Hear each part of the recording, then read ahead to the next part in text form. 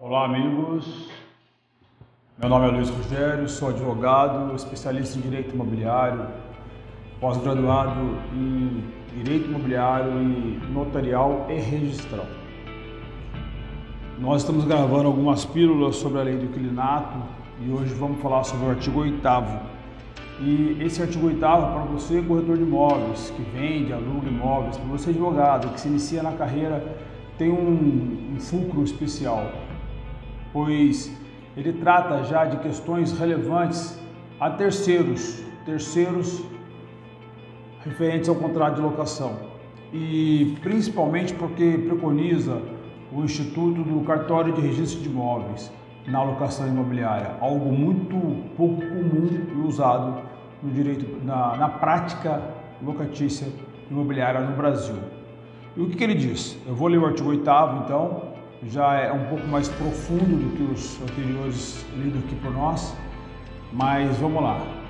O artigo 8º diz o seguinte: se o imóvel for alienado durante a locação, o adquirente poderá denunciar o contrato, com prazo de 90 dias para a desocupação, salvo se a locação for por tempo determinado e o contrato contiver cláusula de vigência em caso de locação e estiver averbado junto à matrícula do imóvel. Olha quanta informação no caput do artigo.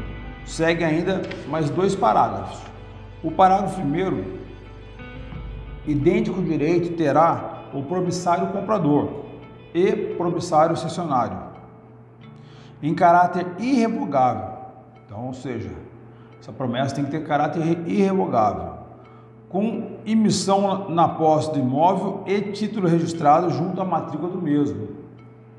A denúncia deverá ser exercitada no prazo de 90 dias contados do registro da venda ou do compromisso, presumindo-se, após esse prazo, a concordância na manutenção da locação. Então vocês vejam, é um artigo extenso e um artigo que parece ser superficial, mas ele especifica os casos em que a compra e venda ela poderá ser denunciada pelo comprador e assim seja ele poder tomar posse do imóvel que está alocado. O principal requisito aqui, que deixa muito claro, é a questão do contrato de locação estar previamente registrado, ou seja, o cartório de registro de imóveis ele tem como função precípua a terceiros dar publicidade sobre o que está acontecendo com o imóvel.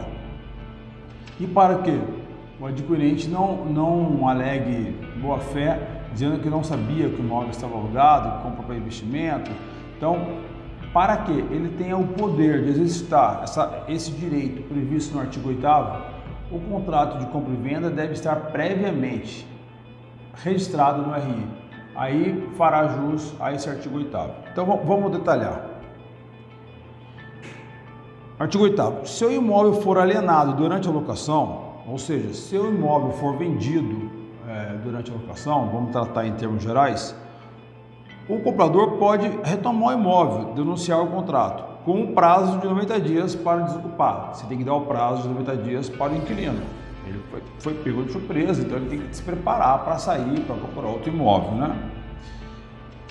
Salvo se a locação for por tempo determinado e o contrato contiver cláusula de vigência em caso de alienação.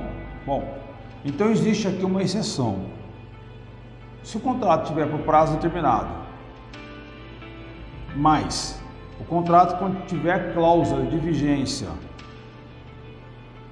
em caso de alienação, ou seja, está lá prazo 30 meses, está lá no 10º mês, tem mais 20 meses, no contrato está mencionando que em caso de venda o comprador terá que respeitar o fim do prazo da locação. Então, 3 requisitos. Por último, se o contrato estiver averbado no registro de imóvel, na matrícula do imóvel, não em títulos de documentos, na matrícula do imóvel, aí o imóvel está blindado em relação ao respeito à manutenção do prazo anteriormente contratado. Então são requisitos fortes que devem ser seguidos para que possa valer o direito do inquilino continuar no imóvel se esse imóvel for alienado. Parágrafo 1º.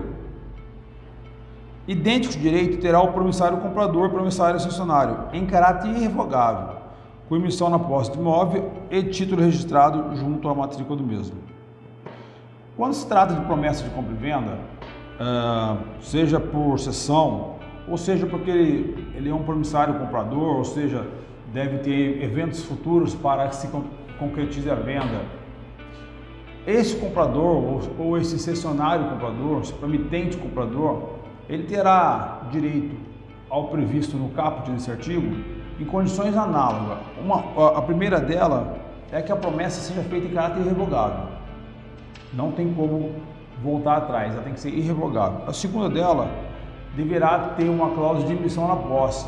O promissário comprador ou o cessionário comprador deve estar com previsão de ser emitido a posse daquele imóvel que ele está comprando. Porém, o contrato de locação também deve estar previamente registrado junto ao RI, tá? São requisitos importantes para que realmente demonstre a veracidade e boa-fé do negócio contratado. Parágrafo 2º. A denúncia deverá ser registrada no prazo de 90 dias contados do registro da venda ou do compromisso, presumindo após esse prazo a concordância na manutenção da locação. Ou seja, o parágrafo 2º diz o seguinte: além dos 3 requisitos já colocados, tem que ter mais um. A promessa deverá também ser averbada junto ao título ao cartório de registro de imóveis, na matrícula daquele imóvel, tá ok? Então é assim, gente, esse artigo é um artigo um pouco mais extenso e a gente tem que fazer entender o seguinte, que a gente não pode presumir uma compra e venda para poder afastar um inquilino do imóvel. Essa compra e venda tem que ser refutável, tá? E o inquilino, obviamente, tem que ter ciência sobre essa compra e venda. Afinal de contas, ele não é objeto de joguete, né? Ele está ali numa relação contratual com o proprietário do imóvel e existe proteções para ele, inquilino também. Bom, fica a dica aí do artigo 8º, tá, da Lei do Inquilinato, seus parágrafos 1º e 2º, com as previsões de como deverá ser feito o contrato para garantir a alocação, caso assim desejam fazer. E estou à disposição para eventuais dúvidas e comentários. Acesse os canais, se você gostou, dê um like, inscreva no canal, precisamos do apoio de vocês também, tá legal? Muito obrigado e até o próximo vídeo.